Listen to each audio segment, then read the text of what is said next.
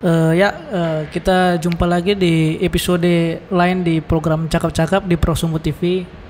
Hari ini kita sudah bersama Kak Linda Marpaung dari staf di Sadar, itu pendamping dari SPRT di Sumut. Gimana kabarnya, Kak? Kabar baik, Bang Roni. Iya. Kali ini narasumber kita ini salah satu pejuang perempuan ya, Kak ya. Ya sebetulnya kalau dibilang pejuang juga ya belum merasa sampai ke situ, Bang, tapi memang konsisten di 12 tahun ini mendampingi ibu-ibu Serikat Pekerja Sumatera Utara lah di Medan. Karena kan hari ini topik kita ini bertemakan tentang RUU pekerja rumah tangga ya, Kak ya. Ya. Jadi di mana RUU ini bakal memperjuangkan hak-hak pekerja rumah tangga yang selama ini kiranya masih kurang pas lah kita rasa dari segi haknya ya, Kak ya, Kak. Untuk pekerja rumah tangga ini, Kak, sebenarnya definisinya itu apa, Kak? Definisi pastinya nggak ada sih, Bang, tapi yang pasti pekerja rumah tangga itu pekerja yang bekerja di sektor domestik rumah tangga, di dalam rumah tangga. Bedanya dengan pembantu apa itu, Kak, sebenarnya dari artian segi bahasa gitu? Sebenarnya orang-orang dulunya menyebut itu pembantu, Bang. Ada Tapi lagi yang asisten ya, Kak ya? Iya, itu agak versi kerennya lah, Bang. Asisten rumah tangga gitu. Nah, tapi semenjak konvensi ILO tahun 2011 kan, Bang, itu udah ada disebutkan bahwasannya pekerja rumah tangga itu pekerja ya, Kak ya. Jadi semenjak di 2011 itu Sadar dengan Jala PRT ya, Bang, di Indonesia itu kami aktif mensosialisasikan konvensi ILO itu. Jadi supaya masyarakat atau penduduk paham, jangan sebut lagi mereka pembantu gitu, Bang. Jadi sebutnya harus pekerja gitu. Memang kayak tadi saya bilang ada yang bilang masih pembantu, ada yang bilang asisten. Iya, benar. Nah, kalau di Medan sendiri kadang dia bilang tukang, Kak.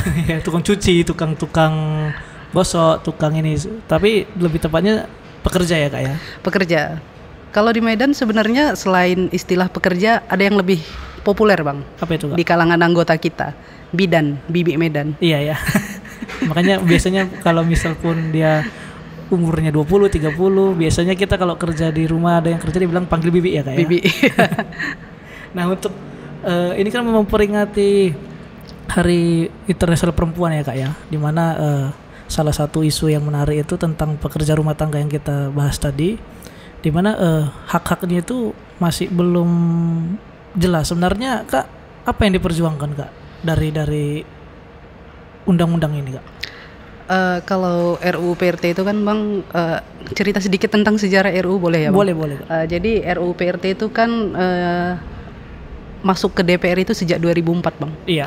Jadi kalau sekarang itu udah 19 tahun diperjuangkan. Betul. Nah kemudian sejak 2015 di 2014-15 itu setiap tahun masuk prioritas, Bang. Prioritas ya, Kak? Iya, di DPR RI gitu. Tapi ya gitu, Bang. Cuma buat kayak senang sedikit, mandeknya bertahun-tahun gitu. Jadi memang lebih digenjot lagi untuk proses pengesahan itu sebetulnya sejak dulu, tapi itu menghabiskan energi itu di 2014 sampai dengan sekarang sih. Jadi udah berapa tahun tadi, Kak? 19, Bang. Udah 19 tahun ya? Iya. Untuk RUU ini diperjuangkan sejarahnya ya, Kak ya? Iya, betul. Dibandingkan yang baru disahkan tahun lalu ya kalau nggak salah, Kak, tentang kekerasan seksual, itu kan melindungi perempuan juga. Iya. Itu lebih cepat ya, Kak, daripada RUU ini sebenarnya ya? Gimana ya, Bang? Kalau RUU PKS ya, Bang? Enggak, maksud saya prosesnya itu lebih cepat ini ya. RUU PKS daripada pekerja rumah tangga ini. Kalau RUU PKS itu kan, Bang, kemarin dukung oleh banyak kalangan lah ya, Bang. Jadi isunya itu isu publik jadinya. Isu sentral ya, Kak? Iya, isu sentral. Nah, kalau RUU PRT ini kan ya mungkin nggak banyak orang yang tahu sih, Bang. Sampai kemudian dalam waktu 1 tahun mundur terakhir ini kan RUU PRT itu sering warawiri di media sih, karena kan fokus Jadi SPRT Sumut itu dari 3 tahun yang lalu itu melakukan kampanye di media bang. Jadi posting kampanye setiap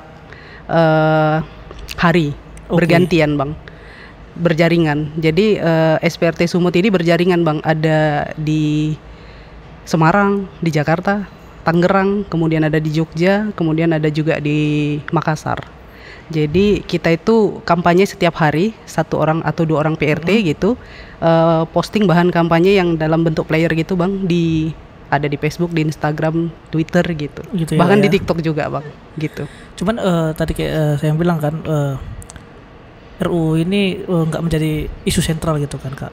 Cuman bagi kita kan sebenarnya dianggap sepele selama ini masalah pekerja rumah tangga ini. Iya. Nah untuk RUU ini sebenarnya apa kak hak yang diperjuangkan dalam isinya kak? Tadi kan kita cerita sejarah dan semacamnya.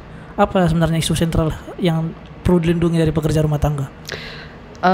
Untuk hak PRT di isu ini ya bang. Iya. Yang pertama itu sebenarnya ibu-ibu PRT yang kerja itu mereka itu nggak punya hari libur bang. Iya. Mereka itu nggak punya kayak patokan upah gitu. Iya. Jadi majikan itu ya sesuai kesepakatan ketika pertama kali ketemu gitu ya bang. Oke, kerja ya bu, kerjanya umpamanya nyuci. Betul. Sekian. Iya. Udah, cuman itu doang. Jadi nggak ada aturan khusus yang membahas tentang upah PRT itu harusnya sekian gitu. Iya. Nah kemudian juga persoalan ini ya bang, hak PRT yang harus didapat itu sebenarnya jaminan sosial sih bang. Itu penting bang, karena mereka kerja kan pakai tenaga ya bang. Minimal itu BPJS ketenagakerjaan dilindungi gitu ya. Mungkin paling minimal sih sebenarnya harusnya pemerintah memperhatikan ibu-ibu PRT ini mendapat BPJS PBI bang. Itu apa itu kak PBI? BPJS Kesehatan, penerima bantuan iuran yang dibayarkan oleh pemerintah. Jadi dalam artian dilindungi oleh pemerintah. Iya. Atau bisa juga itu diberikan sama majikan kak? Apa bisa gitu kak? Bisa bang. Sebenarnya kalau di RUU yang sedang digodok ini bang, jadi kewajiban majikan lah untuk membayarkan BPJS itu bang. Karena kan sama seperti kita analogikan ke perusahaan ya kak ya, cuma ini kita perorangan, dia mempekerjakan seseorang itu ya, dia ada hak-hak juga yang harus diberikan dari majikan gitu kan kak. Iya benar bang. Nah untuk RUU selain itu ada lagi kak RUU yang harus diperjuangkan kak selain masalah hari libur, jam kerja? Apakah upah gimana? Upah ya, upah itu kan gaji bang, dan kemudian juga kebebasan berserikat. Kebebasan berserikat ya. Karena sampai sekarang sebenarnya SPRT Sumut itu punya anggota sekitar 340 orang bang. Tapi yang bisa beraktivitas itu bang, itu nggak sampai di 50 karena selebihnya itu majikan nggak kasih. Nggak kasih ya kak ya? Nggak kasih. Bahkan izin kayak ini tadi kan, ada kegiatan izin majikannya nggak kasih libur gitu. Ya. Itu memang menjadi ismalakama juga kak bagi majikannya kak ya. Iya bang.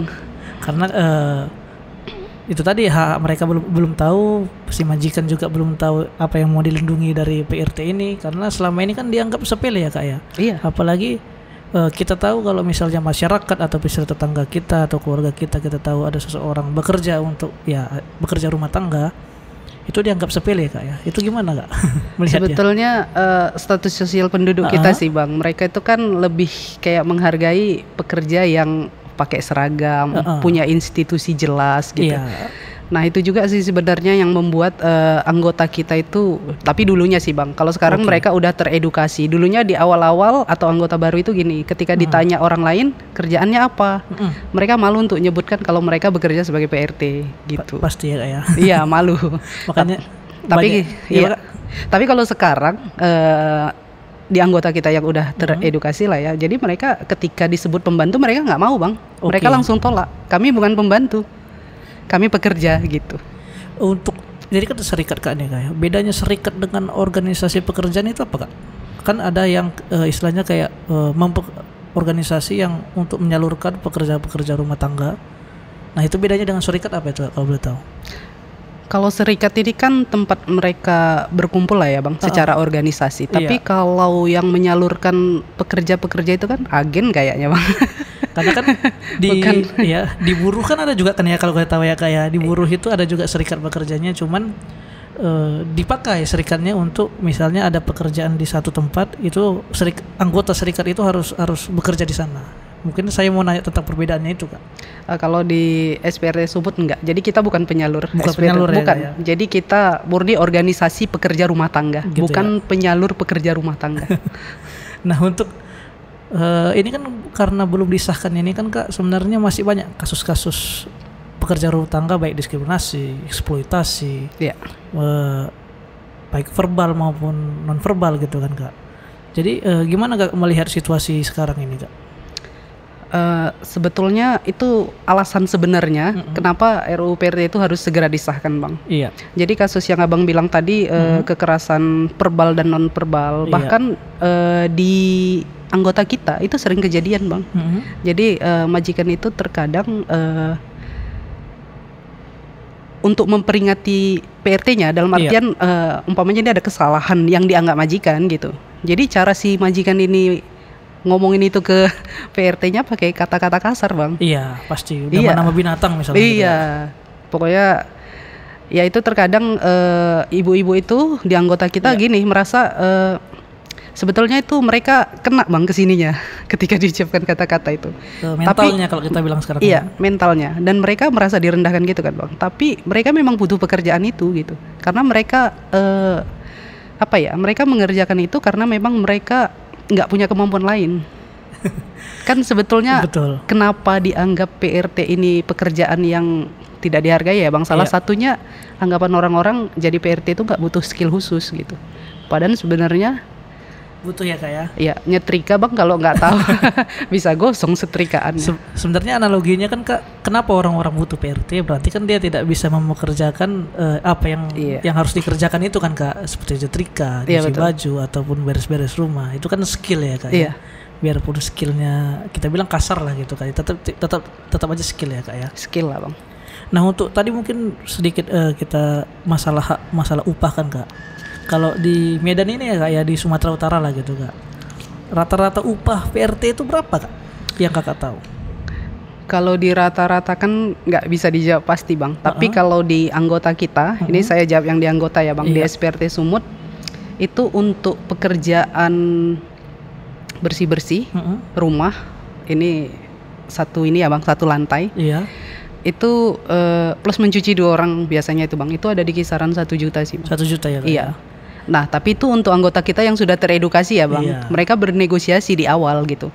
Bahkan kalau kasus yang kita jumpai, Bang, bahkan ada yang dibayar di bawah itu lagi, pasti, Bang. Kak. Makanya saya juga untuk pengalaman ya tahu lah beberapa gitu kan. Biasanya itu mencuci ini itu bisa dibayar cuma 500.000 satu bulan ya, Kak ya.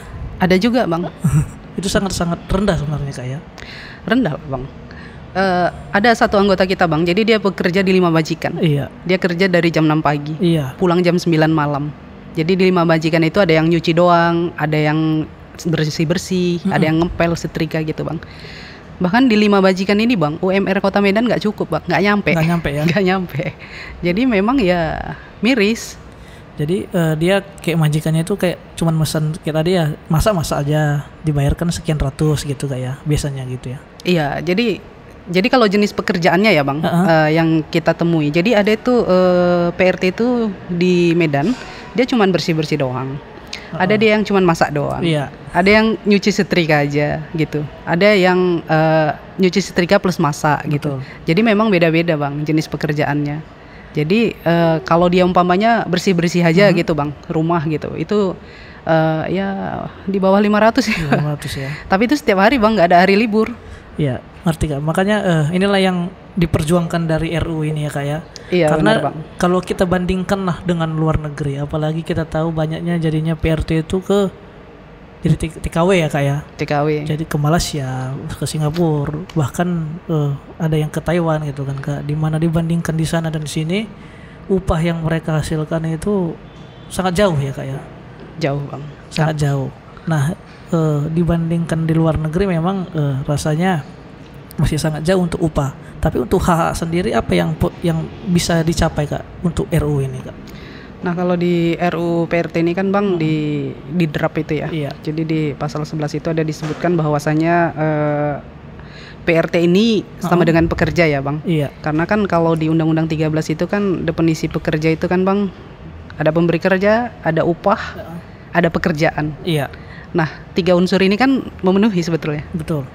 Ibu-ibu ini juga punya upah, punya pekerjaan, sama punya pemberi kerja, majikan. Betul. Nah, hak yang diperjuangkan itu Bang, hari libur.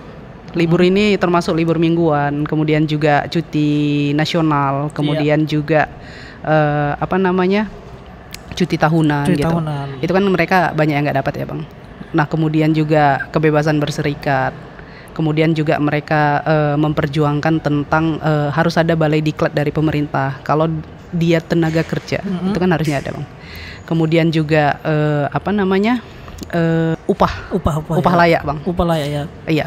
Karena di luar negeri pun ada yang udah per jam ya Kak ya. Ada. Upahnya. Ada. Per jam di luar negeri. Tapi Indonesia gimana Kak melihatnya? Ya kalau di sini ya jauh lah Bang. Jauh ya Kak ya. Jauh. Bahkan ya mereka segampang ini Bang, ibaratnya kalau kamu nggak mau kerja lagi ya silahkan besok saya cari lagi pekerja lain, masih banyak kok yang mau kerja gitu. Nah itu tadi kan banyak istilahnya PRT itu yang mau dibayar rendah itu karena kebutuhan hidupnya. Dia nggak ada pilihan lagi, mau nggak mau harus mempekerjakan itu Kak. Iya betul. Nah dari satu sisi memang Kakak melihat ini sebenarnya dari sisi PRT-nya apa yang harus diperbaiki? Karena kalau misalnya begini terus mentalnya ya bakal begitu-begitu aja gitu Kak. Perjuangan yang dilakukan untuk RUU ini ya nggak akan naik gitu Kak. Sebenarnya selain dari sisi PRT-nya Bang, mereka kan warga negara Bang. Iya. Pemerintah juga harus ikut serta di situ Bang. Iya. Kalau dari sisi PRT-nya mungkin ketika dia bekerja sebagai PRT, kemudian punya anak 4, anaknya juga kesulitan sebenarnya akses pendidikan Bang. Nah ketika anaknya kesulitan akses pendidikan, ya balik lagi nanti ke rutinitas hal yang sama yang dilakukan oleh ibunya jadi PRT gitu. Makanya pemerintah harus ikut campur di sini Bang. Salah satunya ya mungkin dari kebijakan pendidikan, mungkin biaya pendidikan dapat diakses semua orang gitu-gitu. Fasilitas dari pemerintah memang harus tepat lah ke PRT. Iya betul Bang. Makanya untuk kayak serikat tadi kan pendataannya sudah jelas dan semacamnya, mungkin bisa dibantu pemerintah untuk lebih nyata untuk istilahnya untuk bantuannya gitu kan ya. Iya. Nah untuk mungkin dari sisi ini ya Kak, yang mempekerjakan lah kita bilang, gak usah majikan ini. Mempekerjakan ini kan sering sepele Kak. Dengan dia mencari PRT itu menganggap kalau PRT itu ya pekerjaan yang kita bilang tadi, pekerjaan kasar gitu kan Kak. Iya. Jadi apa yang sebenarnya harusnya dimengerti oleh mempekerjakan ini agar PRT-nya itu layak bekerja di rumah dia gitu?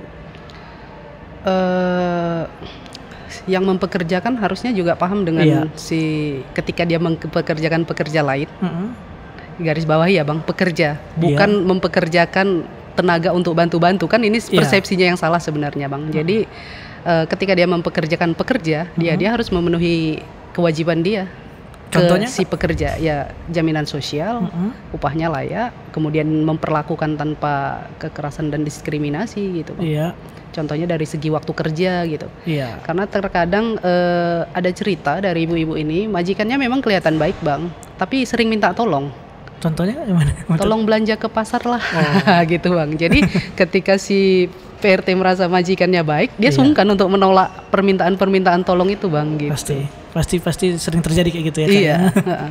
Cuman mungkin dari kita kembalikan ke proses masalah RUU tadi, mudah-mudahan bisa didengar oleh DPR ya Kak ya, dan bisa disahkan. Tapi untuk dari progres sendiri menurut Kakak seberapa urgent RUU ini harus disahkan?